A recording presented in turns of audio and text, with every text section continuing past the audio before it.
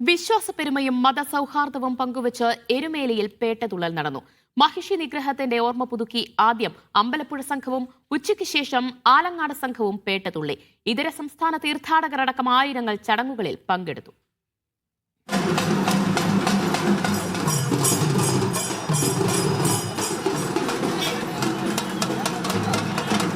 കാത്തിരിപ്പിനൊടുവിൽ ആകാശത്ത് കൃഷ്ണപ്പരുന്ത് വട്ടമിട്ട് പറന്നു. ശ്രീകൃഷ്ണന്റെ അനുവാദം ലഭിച്ച വിശ്വാസത്തിൽ പേട്ടതുള്ളൽ ആരംഭിച്ചു.